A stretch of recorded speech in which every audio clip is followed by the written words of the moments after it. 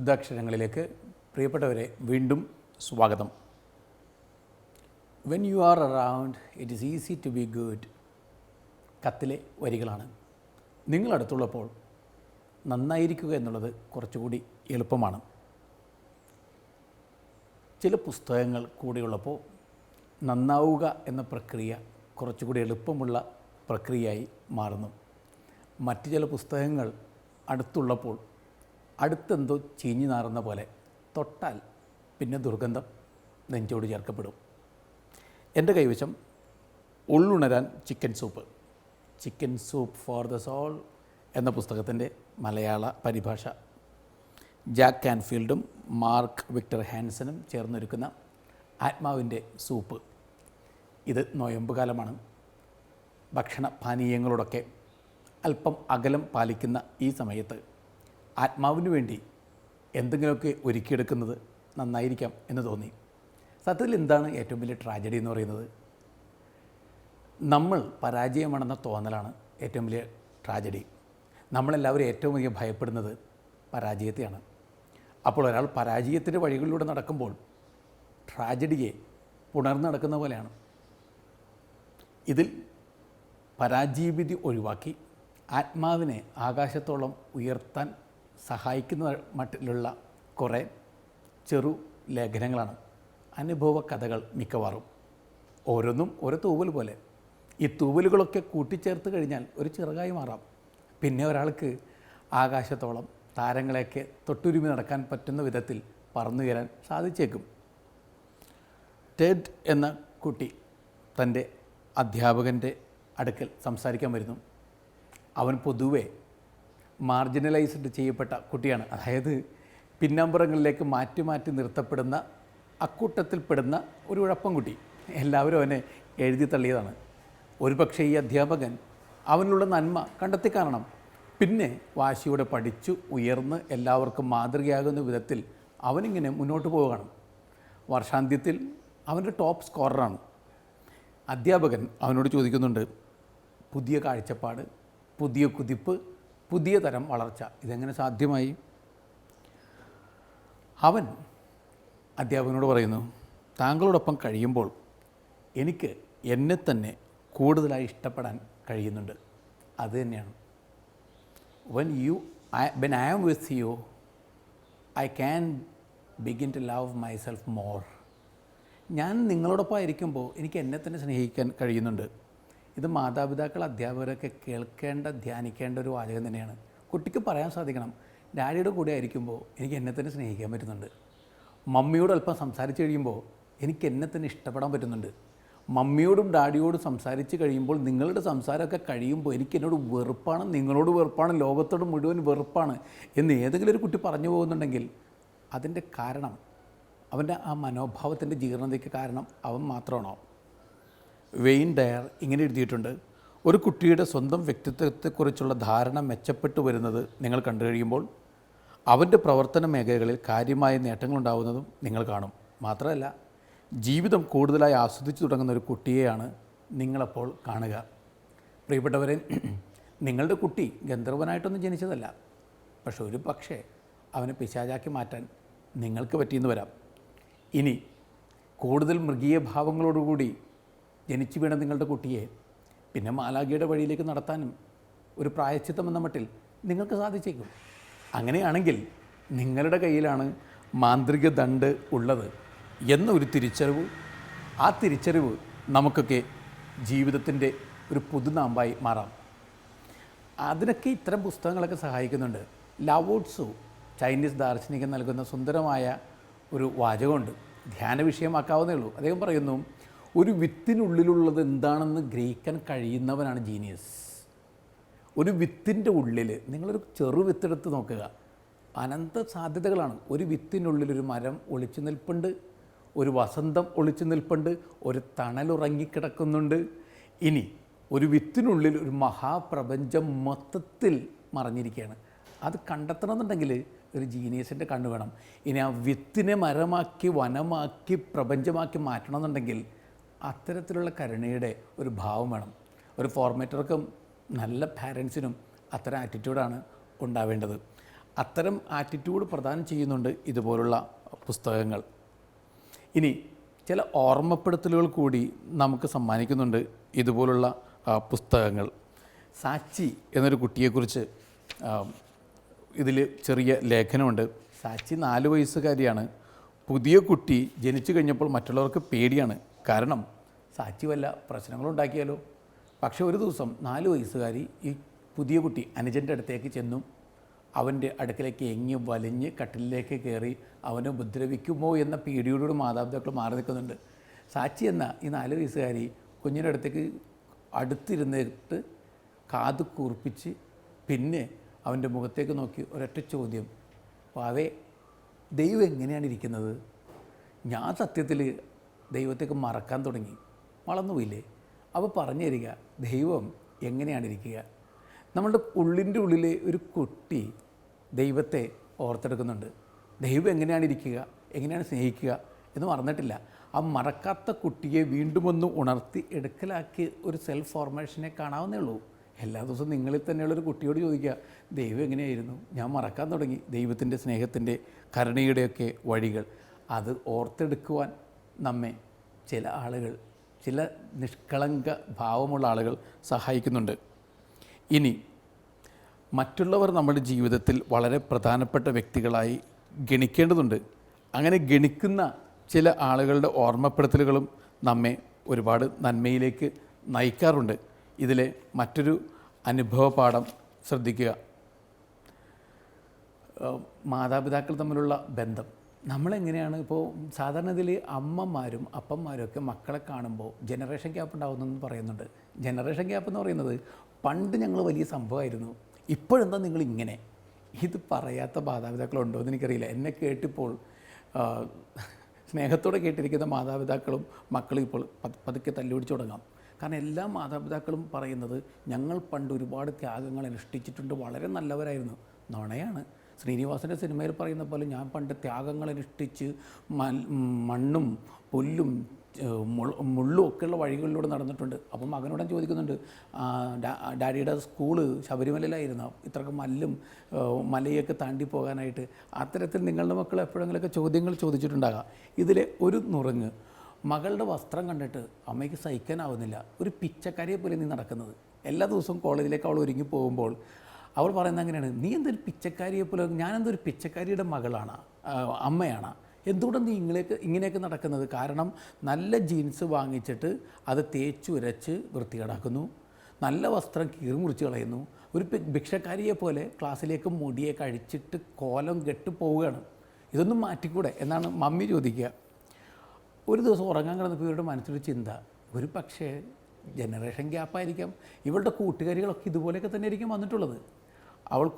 അതുകൊണ്ട് അവളുടെ ഒപ്പം ഒന്ന് കോളേജിൽ പോയി നോക്കുക, എന്താണെന്ന് കാണാമല്ലോ. ഈ അമ്മ കോളേജിൽ ചെന്നപ്പോൾ ഇവളേക്കാൾ വൃത്തികെട്ട വേഷം ധരിച്ചാണ് മറ്റുള്ളവരെല്ലാവരും വരിക. അന്ന് മമ്മി ഈ കുട്ടിയെ അടുത്ത് വിളിച്ചു. എന്നിട്ട് പറഞ്ഞു, നമ്മൾ തമ്മിൽ ഡീൽ വേണം. നീ കോളേജിൽ പോകുമ്പോൾ ഇതുപോലെയൊക്കെ പോയിക്കോ, എല്ലാവരും അതുപോലെയാണല്ലോ. പക്ഷേ എൻ്റെ കൂടെ പോകുമ്പോൾ, എവിടെ പോകുമ്പോഴും നീ പെർഫെക്റ്റായിട്ട് നല്ല വസ്ത്രം ധരിക്കണം. ഇതാണ് നമ്മൾ തമ്മിലുള്ള ഡീല്. നിനക്ക് പൂർണ്ണ സ്വാതന്ത്ര്യം ഞാൻ തരുന്നു, പക്ഷേ ഇങ്ങനെ ഒരു ഡീല് കൂടി വേണം. മകൾ ചിരിച്ചു. അവൾ പറഞ്ഞു, എന്നെ മനസ്സിലാക്കി തുടങ്ങിയല്ലോ, ഓക്കെ, മമ്മിയുടെ കൂടെ ഞാൻ നടക്കുമ്പോൾ മമ്മി ആഗ്രഹിക്കുന്ന തരത്തിലേ ഞാൻ വസ്ത്രം ധരിക്കൂ. പക്ഷേ ഞാനായിരിക്കുന്ന സമയത്ത് മമ്മി ആഗ്രഹിക്കുന്ന തരത്തിൽ വസ്ത്രം ധരിക്കണമെന്ന് എന്നോട് പറയരുത്. അതാണ് ഡീൽ. അമ്മ പറഞ്ഞു, ഡീൽ. അപ്പോൾ മകൾ പറയുന്നു, ദാ കച്ചവടം ഉറപ്പിച്ചിരിക്കുന്ന നമ്മൾ തമ്മിൽ. ഇതുപോലുള്ള അണ്ടർസ്റ്റാൻഡിങ്ങിൻ്റെ ചില കച്ചവടങ്ങൾ ഈ ന്യൂ ജനറേഷൻ സമയത്ത് വേണ്ടിവരും എന്നൊരു ചിന്തയാണ് എനിക്ക്. എന്ന് കരുതി മഹാവൃത്തികെട്ട വസ്ത്രങ്ങളൊക്കെ അനുവദിച്ച് കൊടുക്കണമെന്നല്ല, പക്ഷേ ഏതൊരു വസ്ത്രം എടുത്ത് അണിയുമ്പോഴും ഇത് പാടില്ല, ഇനി ഇങ്ങനെയേ ധരിക്കാവൂ, ഇങ്ങനെയേ നടക്കാവൂ, ഇങ്ങനെയേ നോക്കാവൂ, ഈ വഴിയിലൂടെ നടക്കാവൂ എന്നൊക്കെ പറയുന്നത് ഒരു ഓവർ ഡോസ് മെഡിക്കേഷനല്ലേ എന്നൊരു ചിന്ത. ആവശ്യമില്ലാതെ ഒരുപാട് ഉപദേശങ്ങളുടെ ഉപദ്രവ മരുന്നുകൾ കൊടുക്കേണ്ടതുണ്ടോ മക്കൾക്ക്? അവർക്ക് രോഗമൊന്നുമില്ലല്ലോ. ഈ ഒരു ചിന്ത മനസ്സിലേക്ക് കൊണ്ടുവരുന്നത് ഒരു പക്ഷേ നല്ലതായിരിക്കാം.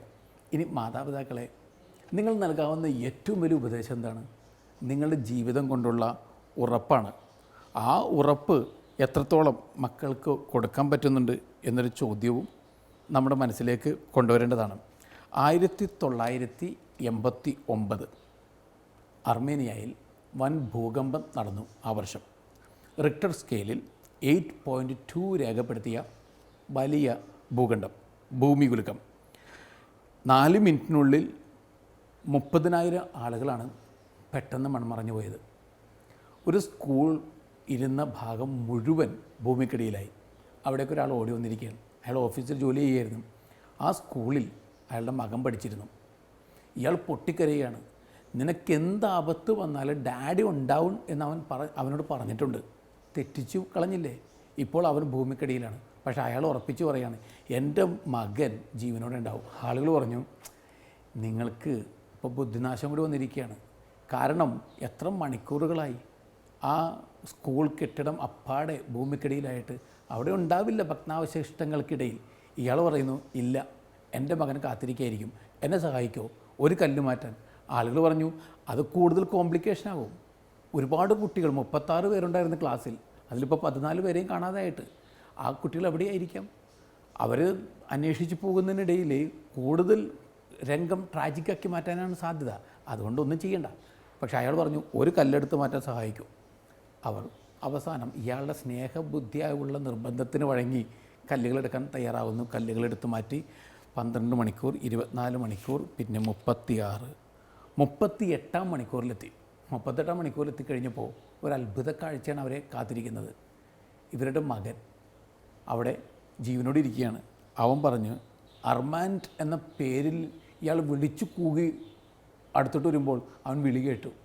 അവനിവിടെ സ്വച്ഛതയോടുകൂടി ഇരിക്കുകയാണ്. അവൻ പറഞ്ഞു, ഞാൻ എൻ്റെ കൂട്ടുകാരോടും പറഞ്ഞു, ഏത് ദുരന്തത്തിൽപ്പെട്ടാലും എൻ്റെ ഡാഡി ജീവനോടുണ്ടെങ്കിൽ ഡാഡി വരും. ഞങ്ങൾ കാത്തിരുന്നു. 14 കുട്ടികളാണ് ആ ചിതറിക്കിടന്ന അവശിഷ്ടങ്ങൾക്കിടയിൽ ജീവന് വേണ്ടി കാത്തിരുന്നത്.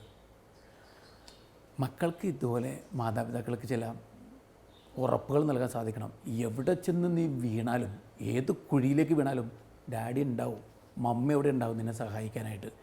ഈ ഉറപ്പ് നൽകുന്ന മാതാപിതാക്കളെ മറന്നുകൊണ്ട് മക്കൾക്ക് ഒരുപാട് കുഴികളുടെ വഴികളിലേക്ക് പോകാൻ പോലും പറ്റില്ല. ആ ഉറപ്പ് നൽകാൻ നമുക്ക് സാധിക്കുന്നുണ്ടോ എന്നാണ് നമ്മളുടെ ചിന്താ വിഷയമാക്കി മാറ്റേണ്ടത്. വെൽഷിലെ ഒരു ഗ്രാമ പശ്ചാത്തലത്തിൽ 19-ാം നൂറ്റാണ്ടിൽ എഴുതപ്പെട്ട ഒരു ഇംഗ്ലീഷ് നോവലുണ്ട്. 500 വർഷങ്ങളായിട്ട് ഒരു ഗ്രാമപ്പള്ളിയിൽ ക്രിസ്മസിൻ്റെ തലേദിവസം എല്ലാവരും ഒരുമിച്ച് കൂടും. എല്ലാവരും എന്ന് വെച്ച് കഴിഞ്ഞാൽ എല്ലാവരും ഒരുമിച്ച് കൂടി ഒത്തുകൂടി പ്രാർത്ഥന നടത്തും. തിരികളൊക്കെ ആ പരിസരം മുഴുവൻ കത്തിച്ച് വെക്കും. എല്ലാവരുടെയും വിശ്വാസം ആ ഒരുമിച്ച് കൂടുന്ന സമയത്ത് ക്രിസ്തുനാഥൻ വീണ്ടും വരും. പരിപൂർണ വിശ്വാസത്തോടെ പ്രാർത്ഥിച്ചാൽ ക്രിസ്തു വരും 12 മണിക്ക്. ദൈവപുത്രൻ്റെ ഈ 2ാം ആഗമനം നടന്നിരിക്കും. 500 വർഷങ്ങളായിട്ട് ആളുകൾ ഇങ്ങനെ ഒന്ന് പ്രാർത്ഥിച്ചിട്ടുണ്ട്. പക്ഷേ ഇതുവരെയായിട്ടും ദൈവപുത്രൻ വന്നിട്ടില്ല. നോവലിലെ പ്രധാന കഥാപാത്രങ്ങളിൽ ഒരാൾ മറ്റൊരാളോട് ചോദിക്കുന്നുണ്ട്, ഈ കൊച്ചു ഗ്രാമത്തിൽ ക്രിസ്മസ് തലേന്ന് ഈശോ പ്രത്യക്ഷപ്പെടുന്നുണ്ട് എന്ന് നിങ്ങൾ സത്യമായിട്ടും വിശ്വസിക്കുന്നുണ്ടോ? ഇല്ല, ഞാൻ വിശ്വസിക്കുന്നില്ല. പിന്നെ എന്തിനാണ് നിങ്ങൾ എല്ലാ വർഷവും മുടങ്ങാതെ അവിടെ പോകുന്നത്? അതോ? അയാൾ ഉത്തരം പറഞ്ഞു, അങ്ങനെ ഒരു അത്ഭുതം ഏതെങ്കിലും തരത്തിൽ സംഭവിക്കുകയാണെങ്കിൽ അത് കാണാൻ കഴിയാതെ പോകുന്ന ഒരേ ഒരാൾ ഞാനാകരുതെന്ന് എനിക്ക് നിർബന്ധമുണ്ട്. ഇത് വിശ്വാസത്തിൻ്റെ മറ്റൊരു തലമാണ്. സംഭവിക്കുമോ അറിഞ്ഞുകൂടാ, പക്ഷെ സംഭവിക്കുകയാണെങ്കിൽ അത് മിസ്സാക്കി കളയാൻ എനിക്ക് താല്പര്യമില്ല. ഈ തരത്തിൽ അല്പം ബ്ലൈൻഡ് എന്ന് പറയാവുന്ന വിശ്വാസം ജീവിതത്തെ കുറച്ചുകൂടി സുന്ദരമാക്കി മാറ്റുന്നുണ്ട്. നമുക്കിങ്ങനെയുള്ള യാതൊരു വിശ്വാസങ്ങളും ഇല്ലാത്തതാണ് പ്രശ്നമായി മാറുക. ഇനി വിശ്വാസം എന്നൊക്കെ പറയുന്നത് പ്രത്യാശയായി പകർത്തപ്പെടുന്നുണ്ട്. പരിക്കൻ സ്വഭാവമുള്ള ഒരു വികലാംഗൻ, അയാൾക്ക് ലോകത്തോട് മുഴുവൻ ദേഷ്യമാണ്. ചില വികലാംഗർ അങ്ങനെയാണ്. എന്തൊക്കെയോ നിഷേധിക്കപ്പെട്ടു എന്ന തോന്നലിൽ വികലമായ ശരീരത്തോടൊപ്പം ഹൃദയവും മനസ്സും വികലമാക്കിക്കൊണ്ടൊരു ക്രിപ്പിൾഡ് ലൈഫ് അവരിങ്ങനെ മുന്നോട്ട് നയിച്ചുകൊണ്ടിരിക്കും. അങ്ങനെയുള്ള ഒരാൾ ഒരിക്കൽ റീഹാബിലിറ്റേഷൻ സെൻറ്ററിൻ്റെ ഒരു മുറിയിൽ, അയാൾ പറയുന്നു 400-ാം നമ്പർ കെട്ടിടത്തിലെ ഒരു മുറിയിൽ താമസിക്കാനിട വന്നു. അവിടെ ഏതോ ഒരു ഭടൻ, ഒരുപക്ഷെ ജീവൻ മരണ പോരാട്ടത്തിൽ യുദ്ധത്തിനിടയിൽ പെട്ടുപോയ ഒരു ഭടൻ കുറിച്ചു വെച്ച ഏതാനും വരികൾ, അത് വായിച്ച് കുറേ പരാതികൾ കുറഞ്ഞ ആളായി മാറി. യാതന അനുഭവിക്കുന്നവർക്ക് വേണ്ടി ഒരു വിശ്വാസ പ്രമാണം, എന്നാണ് അതിൻ്റെ ശീർഷകമായിട്ട് എഴുതി ചേർത്തത്. ഇങ്ങനെ എഴുതിയിരിക്കുന്നത്: നേട്ടങ്ങൾ കൈവരിക്കാമെന്ന് കരുതി ഞാൻ ശക്തി തരണമെന്ന് ദൈവത്തോട് അപേക്ഷിച്ചു. വിനയപൂർവ്വം അനുസരിക്കാൻ കഴിയട്ടെ എന്ന് കരുതി ദൈവം എന്നെ ബലഹീനനാക്കി. മഹത്തായ കർമ്മങ്ങൾ ചെയ്യാൻ ആരോഗ്യം തരണമെന്ന് ഞാൻ ദൈവത്തോട് അപേക്ഷിച്ചു. കൂടുതൽ ശ്രേയസ്കരമായ കാര്യങ്ങൾ ചെയ്യാൻ കഴിയട്ടെ എന്ന് കരുതി എനിക്ക് ദൈവം അംഗവൈകല്യം തന്നു. സന്തോഷത്തോടെ ജീവിക്കാൻ വേണ്ടി ഞാൻ സമ്പത്ത് ചോദിച്ചു. ഞാൻ വിവേകമുള്ളവനാകട്ടെ എന്ന് കരുതി ദൈവം എനിക്ക് ദാരിദ്ര്യം തന്നു. മനുഷ്യർ എന്നെ പുകഴ്ത്തണമെന്ന് ആഗ്രഹിച്ച് ഞാൻ അധികാരം ചോദിച്ചു. ദൈവനാമം സ്മരിക്കാൻ യോഗമുണ്ടാകട്ടെ എന്ന് കരുതി ദൈവം എനിക്ക് ബലഹീനത നൽകി. ജീവിതം സുഖിച്ചു കഴിയാൻ വേണ്ടതൊക്കെ ഞാൻ ചോദിച്ചു. എല്ലാം ആനന്ദിച്ച് അനുഭവിക്കാൻ കഴിയട്ടെ എന്ന് കരുതി എനിക്ക് ജീവൻ നൽകി. ഞാൻ ആവശ്യപ്പെട്ടതൊന്നും എനിക്ക് കിട്ടിയില്ല, പക്ഷേ ഞാൻ മോഹിച്ചതൊക്കെ എനിക്ക് ലഭിക്കുകയും ചെയ്തു. ഞാനായിട്ട് പോലും ഉരുവിടാത്ത എൻ്റെ പ്രാർത്ഥനകളൊക്കെ ദൈവം കേട്ടു. മനുഷ്യരിൽ വെച്ച് ഏറ്റവും അനുഗ്രഹീതനായ വ്യക്തി ഞാനാണ്. I am the most blessed among all the people. പ്രിയപ്പെട്ടവരെ, നിങ്ങൾക്ക് കുറവുണ്ടാകാം, പരാധീനത ഉണ്ടാകാം, നിങ്ങൾക്ക് ഒരുപാട് വികലാംഗത്വങ്ങളുണ്ടാകാം. പക്ഷേ ഓർക്കുക, you are the most blessed among all the people. കാരണം നിങ്ങൾ കാണാത്ത ഏതെല്ലാം വഴികളിലൂടെ ദൈവം നിങ്ങളെ നടത്തി, നിങ്ങളിലൂടെ എത്ര പേർ ദൈവത്തിൻ്റെ കരുണ കണ്ടെത്തി. അങ്ങനെയാണെങ്കിൽ നിങ്ങളും പറഞ്ഞു തുടങ്ങണം, I am the most blessed among all people. അങ്ങനെ പറഞ്ഞു കഴിയുമ്പോൾ ഉള്ളിൻ്റെ ഉള്ളിൽ സ്വർഗത്തോളം ഉയരുന്ന ഏതോ ഒരു മഴവില്ല് തെളിയുകയാണ്. അത് കണ്ട ആളുകൾ പറയുന്നു, പ്രൈസ് ദ ലോർഡ്, നന്ദി ദൈവമേ എന്നും അവർ ഹൃദയത്തിൽ പാടി തുടങ്ങുന്നു. അങ്ങനെയൊക്കെ ചെയ്യാൻ സാധിക്കുന്നതല്ലേ ജീവിതത്തിൻ്റെ ഏറ്റവും വലിയ സൗഭാഗ്യത എന്ന് പറയുന്നത്. ഇനി ചില മനുഷ്യരുണ്ട്, അവർ അവരുടെ എല്ലാ കഴിവുകേടുകളെയും വളർച്ചയ്ക്കുള്ള ഏണിപ്പടികൾ പോലെയാക്കി മാറ്റും. ശൈത്യകാലത്ത് ഒരു പഴഞ്ചൻ സ്റ്റൗ കത്തിച്ച് ചൂട് കൊണ്ടുവന്നിരുന്നു ഒരു സ്കൂളിൽ. എല്ലാ ദിവസവും ഒരു ബാലൻ ഓടി വന്ന് ഈ സ്റ്റൗ കത്തിക്കും. ഒരു തവണ സ്റ്റൗവിൽ നിന്ന് തീ പടർന്ന് അവൻ്റെ ശരീരം അരയ്ക്ക് കീഴ്പോട്ട് വെന്തു പൊള്ളി ഇല്ലാതായി. എല്ലാവരും പറഞ്ഞു അവന് നടക്കാൻ പറ്റില്ല, മരിച്ചു പോകുന്നതാണ് ആദ്യം പറഞ്ഞത്. പിന്നെ ജീവൻ തിരികെ കിട്ടിയപ്പോൾ ആളുകൾ പറഞ്ഞു അവന് നടക്കാനാവില്ല. പക്ഷേ ഇവൻ പറയുന്നത് എന്നെങ്കിലും അവൻ നടക്കും, പിന്നെ ഓടും, പിന്നെ ഓടി ലോകത്തെ കീഴ്പ്പെടുത്തും. കുറ്റിവേലിക്കരികിലേക്ക് അവൻ ഇഴഞ്ഞ് ചെന്ന് കുറ്റിവേലിയിൽ പിടിച്ച് പിന്നെ ഉയരാൻ ശ്രമിക്കും. അമ്മ പറയും, മോനെ ഇങ്ങനെയൊക്കെ ശ്രമിക്കുന്നതിന്. അവൻ പറഞ്ഞു എനിക്ക് നടക്കണം. പിന്നെ ഓരോ ശ്രമത്തിൻ്റെയും ഒടുവിൽ അല്പം കൂടി ശക്തി അവന് കിട്ടുന്ന പോലെ ഈ കുറ്റിവേലിൽ സർവ്വശക്തിയും ആവാഹിച്ച് അവൻ ഉയർന്നു പൊങ്ങി പിന്നെ നടക്കും, പിന്നെ ഇരിക്കും, വീണ്ടും നടക്കും, പിന്നെ കിതക്കും, പിന്നെ കുതിക്കും, കിതപ്പും കുതിപ്പൊക്കെ ആയിട്ട് അങ്ങനെ ജീവിതം മുന്നോട്ട് പോയിക്കൊണ്ടിരിക്കുകയാണ്. തപ്പിയും തടഞ്ഞും നടന്ന അവൻ പതുക്കെ സ്വന്തം കാലിൽ നടക്കാൻ പ്രാപ്തിയുള്ളതിനെ പോലെയായി മാറി. പിന്നെ അവൻ സ്കൂളിലേക്ക് പോകുന്നത് ഓട്ടമാക്കി മാറ്റി. ഓടിച്ചെല്ലാൻ തുടങ്ങി, ഓടിയെത്താവുന്ന ഇടങ്ങളിലൊക്കെ. അവസാനം അവൻ ലോക റെക്കോർഡ് സ്ഥാപിച്ചു. അദ്ദേഹത്തിൻ്റെ പേര് ഡോക്ടർ ഗ്ലെൻ കണ്ണിങ്ഹാം.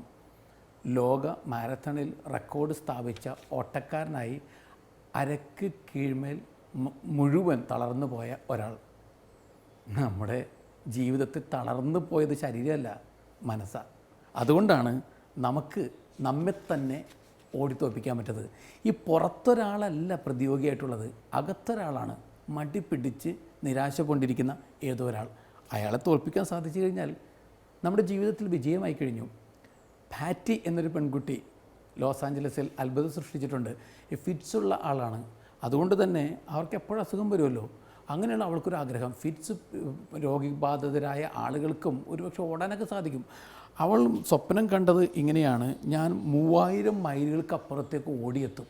3000 മൈലുകൾക്ക് അപ്പുറം വരെ ഓടിയെത്തണം എന്നുണ്ടെങ്കിൽ അത്രയ്ക്ക് ദിവസങ്ങളും മാസങ്ങളും വേണ്ടി വരും. പക്ഷേ അതിനിടയിൽ എന്ത് സംഭവിക്കാം ഫിറ്റ്സ് രോഗബാധിതയായ ഒരാൾക്ക്. പക്ഷെ അവൾ ഓടുന്നു, അവളുടെ സ്വപ്നം സാക്ഷാത്കരിക്കപ്പെടുന്നു.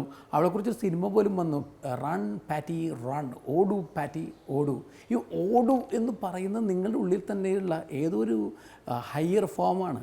മടി പിടിച്ച് ഉദാസീനതയുടെയും സ്വാർത്ഥതയുടെയും കനത്ത ഭിത്തികൾക്കുള്ളിൽ ഇരുട്ടിൽ കഴിയുമ്പോൾ റൺ ബേബി റൺ എന്നുള്ളിൻ്റെ ഉള്ളിൽ ആരോ പറയുന്നുണ്ട്, ഓടാൻ തുടങ്ങുക. വെറുതെ എന്തിനാ ജീവിതം ചിതലരിച്ച് കളയുന്നത്? ജീവിതത്തിൽ ഒന്നില്ലെങ്കിൽ തേഞ്ഞു തീരാം, അല്ലെങ്കിൽ വെറുതെ റസ്റ്റഡ് ഔട്ട് ആകാം. നിങ്ങളുടെ ജീവിതം ഓടി തേഞ്ഞു തീരുമ്പോൾ അതിനൊരു സുഖമുണ്ടല്ലോ. അങ്ങനെ ചിന്തിക്കാൻ സാധിക്കുന്ന വിധത്തിൽ ജീവിതത്തെ കുറച്ചുകൂടി ഉദാത്തമാക്കി എടുക്കുന്ന എങ്ങനെയെന്ന് നമുക്ക് പഠിപ്പിച്ചെടുക്കാം. ഇനി തോൽവികളൊക്കെ വലിയ തോൽവികളായിട്ട് എണ്ണിയെടുക്കേണ്ട ആവശ്യമില്ല. ലിങ്കിനെക്കുറിച്ച് എപ്പോഴും പറഞ്ഞിട്ടുള്ള കാര്യമാണ്, 16 വട്ടത്തെ വലിയ തോൽവികൾക്ക് ശേഷമാണ് ഈ മനുഷ്യൻ പിന്നെ പ്രസിഡൻ്റായി മാറുക. അദ്ദേഹം പറയുന്നു, വഴി ഉപയോഗിച്ച് പഴകിയതും വഴുവഴുപ്പുള്ളതുമായിരുന്നു. എൻ്റെ ഒരു പാദം തെന്നി നീങ്ങി മറ്റേ പാദത്തെ തള്ളിമറിച്ചിട്ടു. പക്ഷേ ഞാൻ പരിക്കുകളൊന്നും ഏൽക്കാതെ എഴുന്നേറ്റു. എന്നിട്ട് സ്വയം പറഞ്ഞു, ഒന്ന് തെന്നിയതാണ്, വൻ വീഴ്ചയൊന്നുമല്ലല്ലോ. അതുകൊണ്ട് എൻ്റെ പ്രിയപ്പെട്ട സുഹൃത്തുക്കളെ, നിങ്ങൾ വീണ് കഴിയുമ്പോൾ ഒന്ന് തെന്നിയതാണ്, വൻ വീഴ്ചയൊന്നുമല്ല എന്ന് സ്വയം ഒന്ന് പറയുക. നിങ്ങൾ ഇന്നലെ വീണു, ഇന്നും വീണേക്കാം, നാളെയും വീണേക്കാം. നിങ്ങളോട് തന്നെ പറയുക, ഒന്ന് തെന്നിയതാണ്, വൻ വീഴ്ചയൊന്നുമല്ല. തെന്നിയിടത്ത് നിന്നും വീണ്ടും എഴുന്നേക്കാൻ സാധിക്കും. ഒരു കൊച്ചു കുട്ടി നടക്കാൻ തുടങ്ങുമ്പോൾ പലവട്ടം വീണു പോകാം, പാദമുറക്കുന്നത് വരെ. വീണ കുട്ടി വീണിടത്ത് തന്നെ കിടക്കുമെന്ന് ശഠിച്ചു കഴിഞ്ഞാൽ പിന്നെ അവന് ഹാൻഡിക്യാപ്പാണ്, അവന് വികലാംഗനാണ്, അവന് പിന്നെ നടക്കാൻ പറ്റില്ല, പാദങ്ങൾ അങ്ങനെ ശോഷിച്ചു പോകും. അതുകൊണ്ട് വീണ കുഞ്ഞെ എഴുന്നേൽക്കുക, വീണ്ടും നടക്കുക. നടന്ന് ഒടുവിൽ നിങ്ങളുടെ നടപ്പ് കണ്ടിട്ട് ആളുകൾക്ക് പ്രത്യാശ വരും. അങ്ങനെ വരുന്ന തരത്തിൽ ജീവിതത്തെ ഒന്ന് മാറ്റിമറിച്ചെടുക്കാൻ ശ്രമിച്ചു നോക്കുക. അങ്ങനെയും നിങ്ങളുടെ ജീവിതം കൊണ്ട് മറ്റുള്ളവരെ നിങ്ങൾക്ക് പ്രചോദിപ്പിക്കുവാൻ സാധിച്ചേക്കും. ഇതുപോലെ ജീവിതത്തിൻ്റെ ഓരോ തോൽവിയെയും മഹത്തരമായ വിജയത്തിൻ്റെ വഴിയാക്കി മാറ്റാൻ ശ്രമിച്ച് നോക്കുക. പലരുടെ ജീവിതം അങ്ങനെയൊക്കെയായിരുന്നു.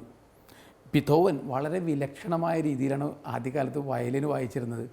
അദ്ദേഹത്തിൻ്റെ ഗുരുസ്ഥാനീയനായ ആൾ പറഞ്ഞത്, ഒരു ആശയ്ക്കും വകയില്ലാത്ത പയ്യനാണിവൻ, ഒരു തരത്തിലും ഇവൻ വളരാൻ പോകുന്നില്ല.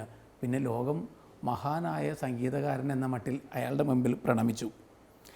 ആശയദാരിദ്ര്യം ഉള്ള വ്യക്തിയെന്ന് പറഞ്ഞുകൊണ്ട് ന്യൂസ് പേപ്പർ എഡിറ്റർ വാൾട്ട് ഡിസ്നിയെ ജോലിയിൽ നിന്ന് പിരിച്ചുവിട്ടു. ക്രിയേറ്റീവ് അല്ല. അയാളാണ് പിന്നീട് ഡിസ്നി ലാൻഡ് എന്ന വമ്പൻ ലോകം പടുത്തുയർത്തിയത്. ഇനി എഡിസൺ ഒന്നും മനസ്സിലാക്കാൻ പറ്റാത്ത മണ്ടനാണെന്ന് പറഞ്ഞ് ക്ലാസ്സിൽ നിന്ന് പുറത്താക്കപ്പെട്ടയാളാണ്. അയാൾ പിന്നെ മഹാജീനിയസായി മാറി. 4 വയസ്സ് തികഞ്ഞപ്പോഴാണ് ഐൻസ്റ്റൈൻ സംസാരിച്ചു തുടങ്ങിയത്. അതുവരെ സംസാരിക്കാൻ പറ്റില്ലായിരുന്നു. പിന്നെ വിക്കാണ് സംസാരം, ആശയ കമ്മ്യൂണിക്കേഷൻ്റെ കാര്യത്തിലോ അങ്ങേറ്റം പുറകിലായിരുന്നു ഐൻസ്റ്റൈൻ. അദ്ദേഹം ലോകത്തിലെ മഹാജീനിയസുകളിൽ ഒരാളായി അറിയപ്പെടാൻ തുടങ്ങി. ലൂയി പാസ്ചർ ക്ലാസ്സിൽ വെറും ശരാശരിക്കും താഴെയായിരുന്നു. 22 പേരുണ്ടായിരുന്ന ക്ലാസ്സിൽ 15ാമത്തെ സ്ഥാനം മാത്രമാണ് അദ്ദേഹത്തിന് ഉണ്ടായിരുന്നത്. ഇപ്പോൾ ലൂയിസ് പാസ്ചർ ആരായി അംഗീകരിക്കപ്പെടുന്നു? ലോകത്തെ ഏറ്റവും പ്രമുഖരായ ശാസ്ത്രജ്ഞരിൽ ഒരാൾ. കോളേജ് വിദ്യാഭ്യാസം പൂർത്തിയാക്കപ്പെടാതെ പുറത്താക്കപ്പെട്ടയാൾ ലിയോ ടോൾസ്റ്റോയ്. അദ്ദേഹത്തിൻ്റെ കൃതികൾ എല്ലാ കോളേജുകളിലും പഠന വിഷയമായി മാറിയിട്ടുണ്ട്. ഇപ്പോൾ ഇതുപോലെ തന്നെ ഒരുപാട് പൂജ്യരാക്കപ്പെട്ടവർ സംപൂജ്യരായി മാറിയത് ചരിത്രത്തിൻ്റെ വഴിയിലെ പാഠങ്ങളാണ്. ഇത് മനസ്സിലാക്കിക്കൊണ്ട് മുന്നോട്ട് പോകാൻ നമ്മൾ ശ്രമിച്ചാൽ നമ്മളും ജീവിതത്തിൽ വിജയിക്കുന്നവരായി മാറും. അവസാനിക്കുമ്പോൾ ഒരു നുറുങ്ങ് കഥ കൂടി, ഭൂമി കുലുക്കത്തെക്കുറിച്ചാണ്. നിങ്ങളുടെ ജീവിതത്തിലും ചില ഭൂമി കുലുക്കങ്ങളൊക്കെ ആവശ്യമുണ്ടല്ലോ. അഞ്ചലോ എന്ന പെൺകുട്ടി നാഡീവ്യൂഹത്തിനുണ്ടായ ബലക്ഷയവും തളർച്ചയും കാരണം അവൾ ആശുപത്രിയിലാണ്. അപ്പോൾ ഡോക്ടർ പലതരത്തിലുള്ള മരുന്നുകൾ കൊടുക്കുന്നതോടൊപ്പം തന്നെ അവളുടെ മനസ്സിൽ ചില ചിത്രങ്ങൾ ഉണ്ടാക്കിയെടുക്കുന്നുണ്ട്. ഡോക്ടർ പറഞ്ഞു, നീ മനഃശക്തി കൊണ്ട് വീണ്ടും നടക്കാൻ തുടങ്ങും. നീ വീണ്ടും നടക്കുന്ന ചിത്രം മനസ്സിൽ കാണണം, ഉയർന്ന് പറക്കുന്ന ഒരാളെ പോലെ. അങ്ങനെയുള്ള ചിത്രങ്ങളൊക്കെ നീ മനസ്സിൽ കാണണം. നീ സകലത്തിനെയും നീ നിൻ്റെ മനസ്സുകൊണ്ട് വട്ടം കറക്കുന്ന ചിത്രമൊക്കെ നീ മനസ്സിൽ കാണണം. ആഞ്ചലോ ഉള്ളി പറഞ്ഞു, തീർച്ചയായിട്ടും ഞാൻ മനോബലം കൊണ്ട് നടക്കും, പറക്കും, വട്ടം കറക്കും. ഇതവളുടെ മനസ്സിലെടുത്ത തീരുമാനമാണ്. ഒരു ദിവസം അവൾ ആശുപത്രിയിൽ ഒറ്റയ്ക്കിങ്ങനെ കിടക്കുകയാണ്. കാരണം റീഹാബിലിറ്റേഷൻ സെൻ്ററാണത്. അവിടെ കൂടെ ആരുമില്ല. അവൾ കിടപ്പിൽ കിടക്കുകയാണ്. അപ്പോൾ സമയം പോക്കാൻ വേണ്ടി ഇവളിങ്ങനെ മനസ്സിൽ ഇങ്ങനെ വിഭാവന ചെയ്തുകൊണ്ടിരിക്കും. പല ചിത്രങ്ങൾ കാണും, നടക്കുന്നതും പറക്കുന്നതും വട്ടം കറക്കുന്നതുമായ ചിത്രം. അവളപ്പോൾ മനസ്സിൽ കാണുന്നൊരു ചിത്രം, അവൾ സ്വന്തം ബലശക്തി കൊണ്ട് അവളുടെ കിടക്ക മൊത്തത്തിൽ ഇങ്ങനെ വട്ടം കറക്കുന്നൊരു ചിത്രം കണ്ടുകൊണ്ടിരിക്കുകയാണ്. പെട്ടെന്ന് അത്ഭുതം, അവളുടെ കിടക്ക വട്ടം കറങ്ങാൻ തുടങ്ങി. വട്ടം കറങ്ങുക എന്ന് പറയുന്നത് വല്ലാത്ത സ്പീഡിൽ കറങ്ങിക്കൊണ്ടിരിക്കുകയാണ്. അവൾ ആർത്ത് വിളിച്ചപ്പോൾ, കണ്ടില്ല എൻ്റെ മനോബലം കൊണ്ട് ഞാൻ ഈ ആശുപത്രി കെട്ടിടത്തിലെ ഈ കിടക്ക വട്ടം കറക്കുകയാണ്. പക്ഷേ സംഭവിച്ചത് എന്താണ്? ആ സമയം പുറത്ത് മുഴുവൻ ആളുകൾ വല്ലാതെ പേടിയോടുകൂടി ഓടിക്കൊണ്ടിരിക്കുകയാണ്. കാരണം സാൻ ഫ്രാൻസിസ്കോ നഗരത്തെ നടുക്കിയ വല്ലാത്തൊരു ഭൂമി കുലുക്കം നടന്നുകൊണ്ടിരിക്കുകയാണ്. ആൾ അങ്ങോട്ടും ഇങ്ങോട്ടും രക്ഷപ്പെടാൻ വേണ്ടി ശ്രമിച്ചുകൊണ്ടിരിക്കുകയാണ്. അതിൻ്റെ ഭാഗമായിട്ടാണ് അവളുടെ ആ കിടക്ക അങ്ങനെ വട്ടം ചുറ്റിപ്പോയത്. പക്ഷേ ആഞ്ചലോട് നിങ്ങളത് ഇന്ന് പറയരുത്. 11 വയസ്സുള്ള അവൾ ഇന്നും വിശ്വസിക്കുന്നു മനോബലം കൊണ്ട് അവളൊരു ഭൂമി കുലുക്കം ഉണ്ടാക്കിയെന്ന്. എന്നെ കേൾക്കുന്ന പ്രിയപ്പെട്ടവരെ, നിങ്ങൾ ഭൂമി കുലുക്കമൊന്നും ഉണ്ടാക്കണ്ട. നിങ്ങളുടെ നിരാശയുടെ ഒരു ഭൂമിക അതൊന്ന് ഇളക്കി മാറ്റാൻ ശ്രമിച്ചു നോക്കുക. നിങ്ങൾ ലോകത്ത് മുഴുവൻ തലകീഴാക്കി മറിക്കൊന്നും വേണ്ട. നിങ്ങളുടെ ജീവിതത്തെ ഒരല്പം കൂടി മെച്ചപ്പെടുത്തുക. ഒരല്പം കൂടി ചിരി നിങ്ങളുടെ ചുണ്ടിലേക്ക് കൊണ്ടുവരിക. ഒരല്പം കൂടി വിശ്വാസം നിങ്ങളുടെ ഹൃദയത്തിൽ നിറയ്ക്കുക. ഒരല്പം കൂടി കത്തി നിൽക്കുന്ന സ്വപ്നങ്ങൾ നിങ്ങളുടെ കണ്ണിന് അലങ്കാരമാക്കി മാറ്റുക. അങ്ങനെ മുന്നോട്ട് പോകുവാൻ ഇതുപോലുള്ള പുസ്തക വിരുന്നുകൾ നിങ്ങളെ സഹായിക്കട്ടെ എന്ന് ആശംസിക്കുന്നു. പ്രിയപ്പെട്ട ചങ്ങാതി, വീണ്ടും നല്ല യാത്ര നേരുന്നു.